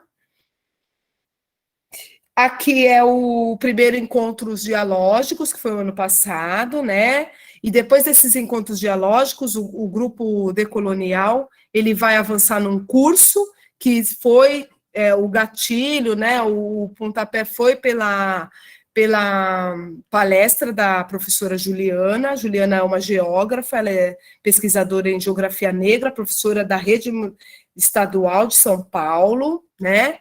E foi uma apresentação fantástica, e aqui o desdobramento disso no Teatro do Oprimido, nos outros trabalhos que a gente fez também, depois dessa live. Pode passar. Aqui é um esboço sobre o grupo decolonial, a organização, de como foi desenvolvido o trabalho ano passado, esse ano vai ter de novo, começa em agosto, né? Pode passar, os formadores representantes. E aqui a professora Jacira, que fez um trabalho fantástico de contação de história, a cor de coralina, que vai falar sobre cor de pele, mas fala de outras coisas, histórias ancestrais, e ela vai nas escolas, ela se caracteriza, ela veste a roupa, ela faz o clima todo, daquela coisa na árvore, da contação. Lógico que aqui tinha uma árvore, tem outros espaços das outras escolas que foram em outros lugares, mas o que chama atenção aqui que foi um trabalho, assim, incrível, incrível mesmo, é muito referência aqui. Pode passar. E aqui é o segundo encontro decolonial, a live, né? E vai ter o disparador para o curso, agora com esses encontros aqui, eles foram todos na temática da Lei 10.000, né? E não foi só esse dia, mas eu coloquei esse do Leon e do Marcos, que trouxe a questão indígena no contexto urbano, mas os outros dias também trataram a lei, né? E aqui os diálogos Ngoma, que foi uma coisa muito importante, eu acho que marcou muito esse dia, né, com a capoeira, e também com a associação da Secretaria de Cultura com a Secretaria de Educação, a participação do Forped, do Conesc, assim, é uma coisa, parece que agora está tomando forma, as pessoas estão começando a entender, né, que a gente precisa avançar. Pode passar, eu vou ser mais curta, né, gente, que já... Aqui é um agradecimento a todos os professores. Eu coloquei o nome de alguns, mas só o primeiro nome. Mas eles representam os professores da rede que estão trabalhando, porque tem muito trabalho, gente, não dava para colocar aqui. Eu quero dizer que tem trabalhos incríveis na educação infantil, inclusive vai começar outros agora, com as formadoras também, trabalhos no ensino médio, trabalhos, né, no fundamental, e é isso, gente, que eu posso aqui mostrar para vocês, a bibliografia, e qualquer coisa vocês podem ter meu e-mail lá, quem quiser saber mais, quem quiser trocar, quem quiser me oferecer dicas, quem que falar, olha, precisa se aprofundar nisso, eu tô aqui esperando, tá bom? Obrigada. Obrigada a você, Lia, trouxe aí todas as informações para a gente, né? Trouxe até um resgate histórico. A gente agradece, né, pelas informações. E agora a gente vai passar para a professora Jacira, já são 10h01 já. Obrigada, pessoal, pela presença aí. Vamos continuar mais alguns minutinhos, porque o negócio tá bom. Se deixar, a gente vira a noite aqui, hein? Ó. Jacira, agora é com você. Boa noite a todos, todas e todos. Sou a professora Jacira, sou da Rede São Caetano do Sul, a Lia citou várias vezes aí. E uma coisa que ela falou, que é muito importante, é que eu tenho que começar falando que realmente o trabalho começa solitário. Tá? Eu saí da universidade em 2012, como eu vi aí em alguns comentários, mesmo sendo formada em História, com um conhecimento muito raso. Aliás, a lei não é citada nem na universidade, nem de História. Então, quando eu chego para trabalhar, eu vou fazer os meus trabalhos de forma solitária. Lógico, com o passar do tempo, nós vamos ter a temática, né, das leis entrando cada vez mais e a formação chegando. Então, eu sou um fruto de formação continuada, não só na minha rede, como eu também procuro fora, certo? O professor, ele tem que procurar fora, para poder estar sempre se adequando mais. Fui fazer uma pós-graduação, para poder estar aqui hoje, e a minha maior formação é dentro do Forped, onde eu tenho pessoas maravilhosas que a cada dia eu aprendo um pouco mais. Então, o Forped, ele está aqui para ajudar a todas as secretarias. Estamos aqui para ajudá-los em informação. A minha prática maior é em projetos, como fazer projetos, como aplicar projetos.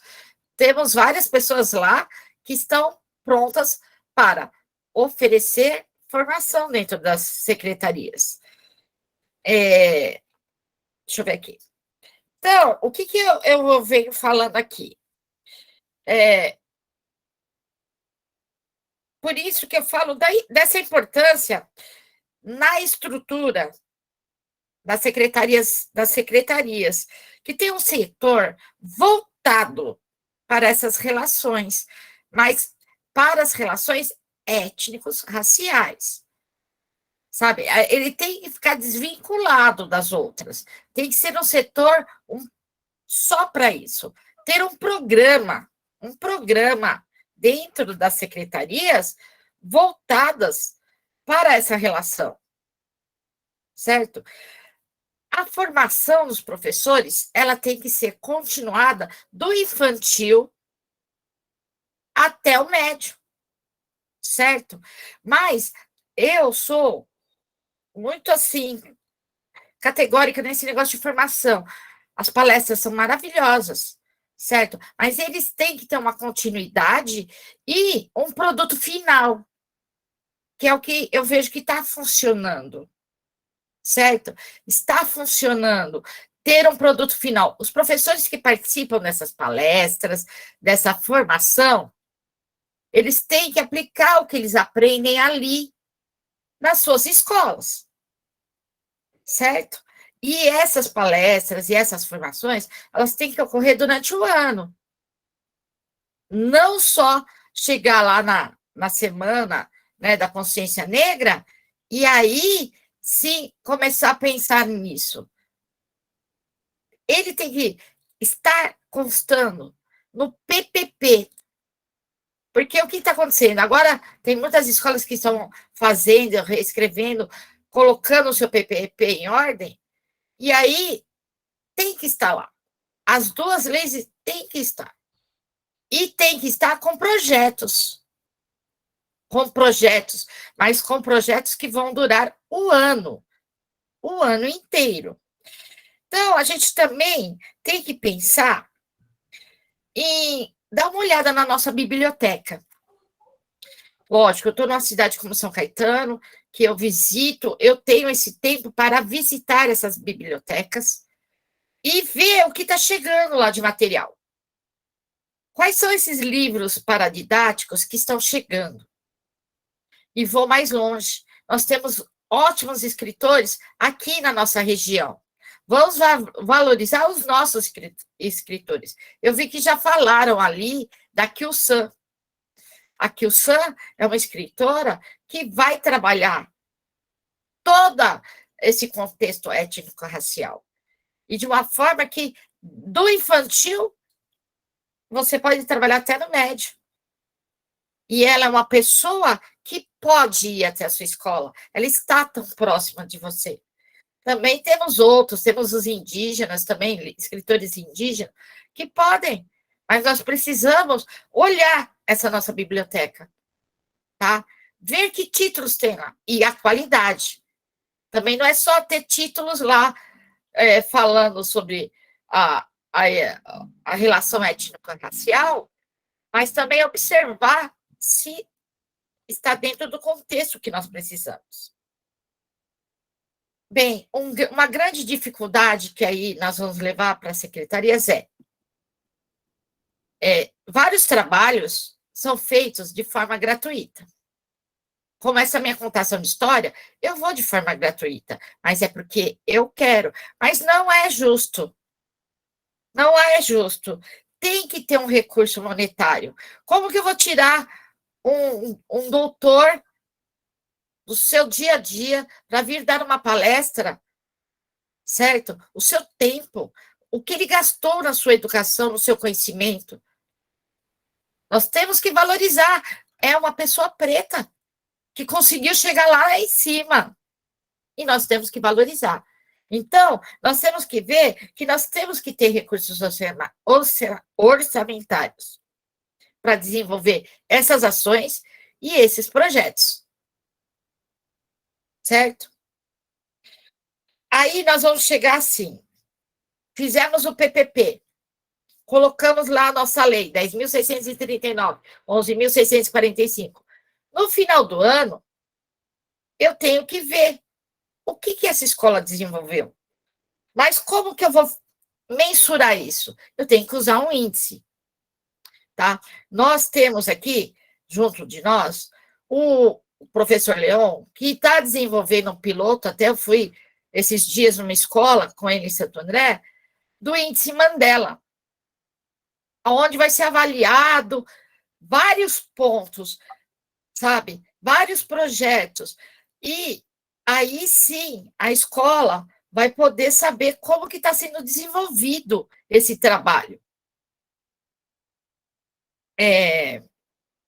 Esse indicador, que eu pude presenciar um piloto, ele vai ser referência e de suma importância para os direitos étnicos raciais, certo?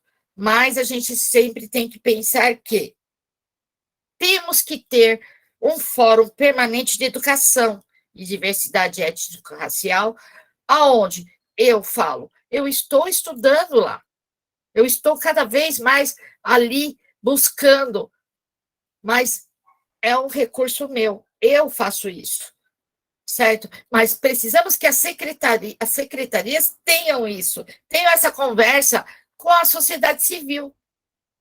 Nós temos aqui, eu sou de São Caetano, na cidade de São Caetano, o Conésquis.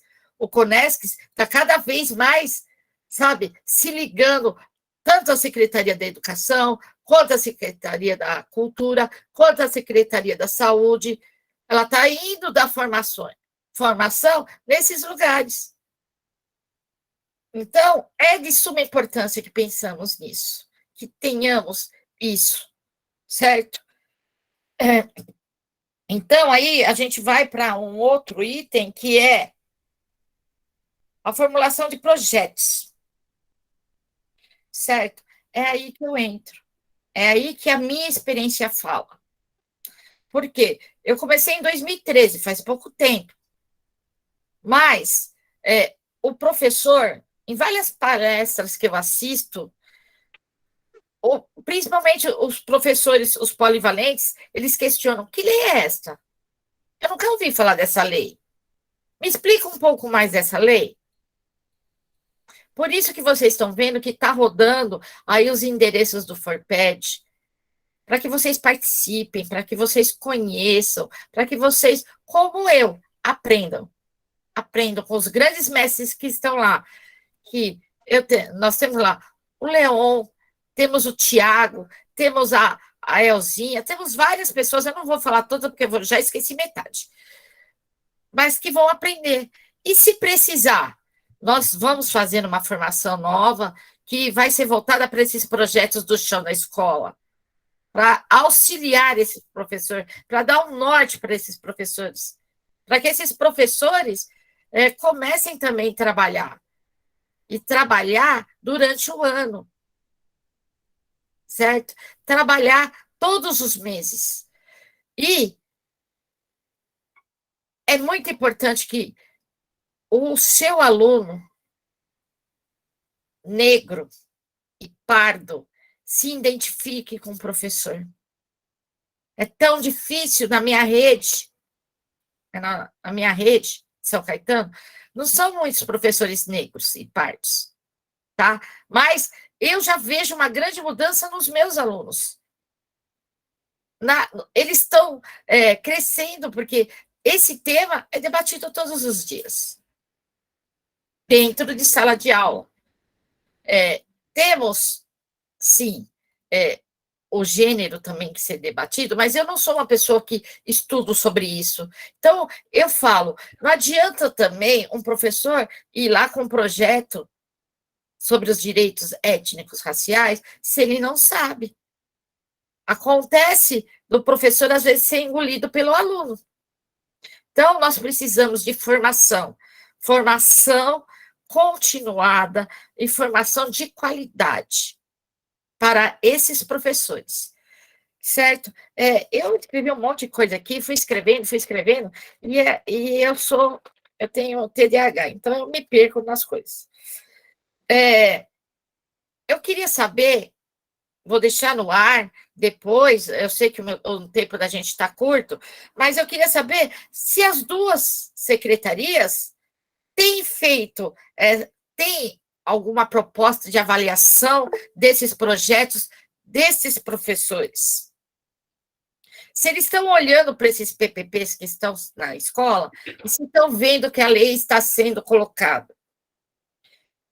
Bato na tecla da duração da formação, mas a duração, e se essa formação, no final, vira um projeto que vai para o chão da escola, se ele é aplicado. Essas exposições que foram mostradas, elas são feitas em que datas? Será que é só lá em abril, só lá em novembro? Certo? Então, eu tenho que falar que nós temos que destacar sempre a etnia e a cor. eu já tinha falado que eu ia contestar o nosso, ali da nossa cidade, o nosso censo. Porque eu estou na sala de aula, eu sei, mas o seu aluno, ele não se reconhece preto ou pardo, ou da etnia negra. Por quê? Porque foi sempre desvalorizado. Sempre foi o escravo, sempre foi... Não. Quando você trabalha com esse outro lado da história, onde tem que o negro traz a tecnologia, que o negro faz essa terra ser o que é hoje, o seu aluno começa a se empoderar. Por isso que seria bom, como eu vi ali no índice Mandela, que fizéssemos assim nas escolas, que perguntássemos para os nossos alunos qual a sua etnia. Se fosse necessário, leve os lápis-tons de pele, para eles verem que não só tem branco e preto e amarelo. E com isso daí, eu sei que a Elzinha deu uma explanação maravilhosa, mas eu sou chão, e eu estou aprendendo. Eu estou na caminhada, mas eu gostaria que pensassem mais, porque falar só uma coisa do racismo, eu só sofri racismo no dia que eu fui lidar com o tema, isso em 2013. Sofri racismo dentro da educação. Então, pensem nisso. Às vezes o professor também não se identifica para não sofrer o racismo. Muito obrigada, Lia, muito obrigada, Josilene. Tem uma outra moça também, que era da outra secretaria de São Bernardo. Agradeço muito, certo? E vamos pensar, vamos refletir. O momento agora é de refletir e de levar isso para o chão. Do ensino infantil, onde a criança não vê diferença, até o ensino médio. Muito obrigada. Muito obrigada, Jacira. Trouxe aí grandes informações importantes aí também, né, da trajetória, no fortalecimento tanto do CONES quanto do Forped. A gente só tem gratidão por tudo isso. E, assim, devido ao motivo do horário, as perguntas que tiverem, por gentileza, coloca no chat, por caso que já são 22h17. Tá bom, pessoal? Peço desculpa para vocês, né? Mas hoje... Coloquei no chat a pergunta, gostaria que fosse respondida, até porque, né? Como diz, já são 22, a gente fica esperando, porque a gente acha que vai poder participar, né? Mas você vai poder participar, Marina. Está lá no chat a pergunta. Tá bom, eu vou estar falando, já até vi aqui, né? Onde entra o projeto dos municípios? Exemplo, São Bernardo do Campo, que apaga a nossa história, muito lindo tudo que foi apresentado. Mas a realidade na cidade está longe de tudo que foi aqui explanado. É isso, né, Marina? É isso que você queria saber? Sim. Porque tudo muito lindo, mas nós vemos aí nos projetos dos prefeitos que está muito longe da realidade. São coisas que floriam para falar que estão fazendo, mas a prática é outra, tanto que a gente apresentou um projeto, uma ação, né, na promotoria essa semana de São Bernardo, por conta do apagamento da nossa história. E a gente sabe que isso não se dá só em São Bernardo, né? Conforme a gente falou, tá bom? Eu te agradeço, eu já fiz a leitura da sua pergunta, eu vou fazer mais uma outra pergunta, vai ser um bloco de 3, e aí na sequência vai ser respondido, tá bom? Muito obrigada, Marina. Essa pergunta da Marina foi para São Bernardo do Campo. E agora tem uma outra pergunta. Está previsto no plano de implementação da Lei 10.639 de 2003 que as secretarias tenham um departamento ou núcleo responsável pela educação das relações étnicos-raciais. Aí, aqui, ao contrário, não sairemos das ações pontuais. Acho que isso daqui acaba sendo um pouco mais para a Jacira, né? Deixa eu só dar uma olhada se tem mais alguma aqui para a Lia. Outras referências epidemiológicas. São Bernardo, quiser ir respondendo, tá? Ok. Andréia, mas fazendo coro aqui com a Marina, desculpa de eu tomar de assalto, o Forped discute muito a questão da participação, né? da participação dos fóruns permanentes. Então, acho que esse seria um espaço de questões, acho que ficou prejudicado nesse sentido. Jacira, parabéns. Mas eu gostaria de saber do orçamento, se tem orçamento, nas suas cidades, tem orçamento para esse ano, e para o ano que vem, se tem pensado em orçamento para um programa. Desculpa. Oi. Josileide, desculpa, pode falar. Então, tem mais uma pergunta, tá? Para poder também São Bernardo. Então, são 3 perguntas só, já se encerraram. A Marina fez uma, tem uma outra da Regina e tem outra da Elzinha. Pode falar, Josileide. Vamos lá. Nós trouxemos, Andréia e grupo, né? Nós trouxemos o recorte das ações da educação, né? Acho que é importante marcar isso, que nós, eu e a Rosângela, pertencemos à Secretaria de Educação e trabalhamos na perspectiva da implantação da legislação nos projetos educacionais, né? As questões, é claro que toda questão que envolve a temática, ela é muito além da educação, né? Não estou aqui discutindo isso, né? Seria muito raso a gente dizer que a educação vai resolver todos os problemas da cidade, né? Ela aponta, ela indica, ela traz, às vezes, esses conflitos de uma forma mais intensa, né? Porque a educação é onde está a maior parte da população, das crianças e de todos os jovens e adultos da cidade, e envolve uma comunidade inteira, né? Mas nós aqui não estamos representando a prefeitura como um todo, a questão dos projetos da cidade, de todas as outras secretarias em relação às questões desta temática na cidade. Nós fizemos um recorte da educação, e aí, respondendo a Marina, eu não sei exatamente o que você quis dizer com, ao contrário, a gente não é bem assim que as coisas acontecem. Nós trouxemos a realidade da educação, do que a gente vê acontecendo nas escolas. Não posso dizer aqui que são todas as escolas, assim como entendo que em todos os municípios a gente tem muito ainda a vencer, né? Mas o que nós trouxemos são trabalhos de escolas verdadeiros, nenhuma mentira ou nenhuma fantasia em relação a isso. Com problemas, sim, com dificuldades, sim, e aí já vou aproveitar e responder a questão da Elzinha, né, em relação à questão do orçamento, e aí também com o recorte na educação, tá, Elzinha, porque não posso dizer para além disso, né, que é o local da onde eu represento, mas na educação nós temos, sim, os nossos orçamentos na educação, eles são separados, né? A gente tem orçamento para, por exemplo, para a literatura, para os livros da BEI, todos os anos tem uma verba que é da secretaria para compra de livros para as escolas, e aí a gente tem, sim, uma parte desse orçamento destinada a esses títulos, e as escolas têm a autonomia para compra, elas recebem o repasse de verba e têm autonomia para compra de livros também.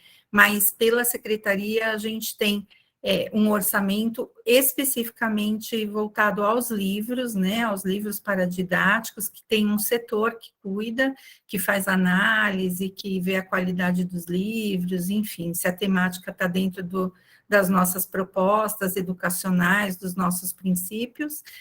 E em relação, acho que falaram mais uma coisa que eu também gostaria de comentar, do núcleo, que foi a outra pergunta.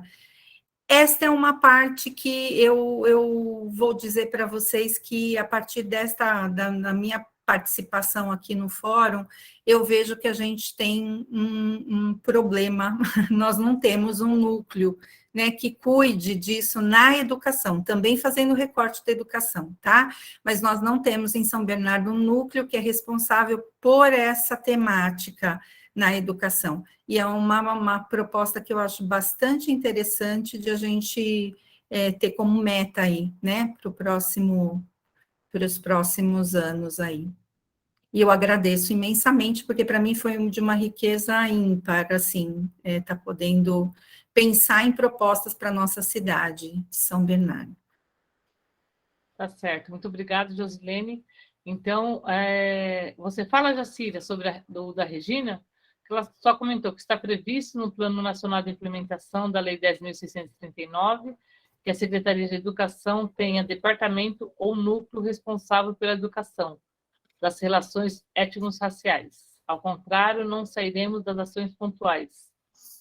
Então, eu posso até comentar, mas isso daí seria mais direcionado para as secretarias, porque nós, enquanto fórum, né, nós não temos esse poder.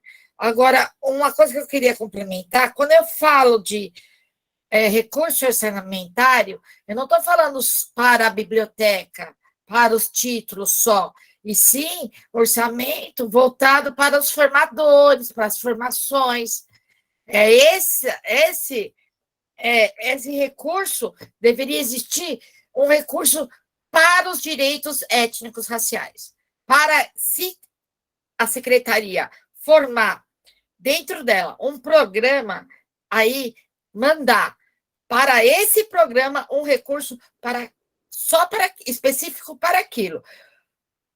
Os livros, eles vêm, tá? Tem o recurso e também tem que vir direto do governo federal.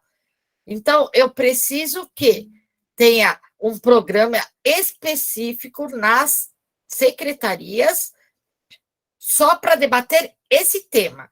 E aí, sim, o recurso ser para esse programa, tá? Mas não era bem isso que o pessoal fez a pergunta, ela só fez uma afirmação. Obrigada. Então tá. Vamos passar para a Lia agora, Lia, você faz a sua... Eu vou falar a respeito disso, da questão do núcleo, né? Do núcleo acontecer mesmo um grupo onde a gente estude mesmo a parte das relações étnico-raciais e que se desdobre mesmo na escola. São Caetano não tem. Nós temos o centro de formação, né? Os formadores que estão ali se dedicam todo dia em questão de pesquisa, estudo e também formação com os professores. Acontece que São Caetano, nós temos também nós temos, como que eu vou dizer, as formações, elas acontecem fora do horário de trabalho. Tem os HTPCs formativos, que é no horário de trabalho, nós temos atendimento, fazemos itinerância na escola, né, vamos até a escola, fazemos todo esse trabalho de formação. Mas quando a gente vai dar curso, que acontece o ano todo, os cursos enfim, os projetos, eles são sempre fora do horário. Não garanto que isso atinja a todos, porque não é todo mundo que se inscreve, e também a gente não pode obrigar ninguém fora do horário, né? Eu acho que um ponto aqui seria a questão da valorização dos professores também, né? Nessa questão, eu acho que é importante a gente falar, porque não dá, né, só para a gente viver de amor e de que eu amo minha profissão, a gente precisa de uma valorização profissional, para que aconteça também o interesse ao estudo, ao se desdobrar na sala de aula, né? Porque, querendo ou não, nós temos lá 30 alunos, né? O professor, ele dá conta de muita coisa, né? Então, eu queria só colocar aqui que a questão do núcleo de educação étnico-racial já é um desejo há algum tempo no SECAP, né? Principalmente porque nós colocamos isso no currículo. Nós estamos prevendo isso, né? Que deve acontecer.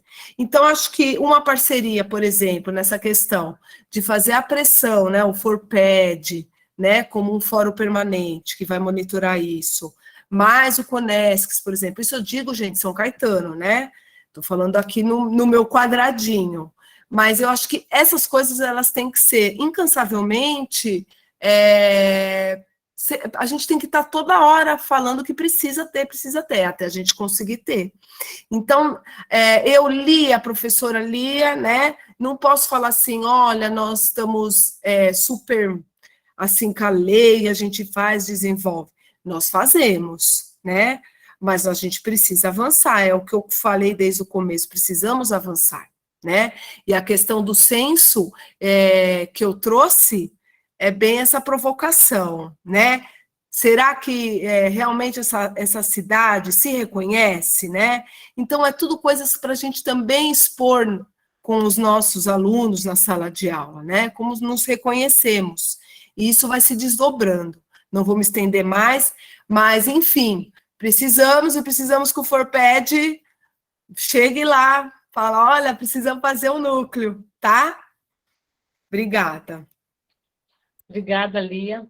Eu gostaria de estar agradecendo, né? Já são 10h30 praticamente, agradecendo a participação de todos vocês, né?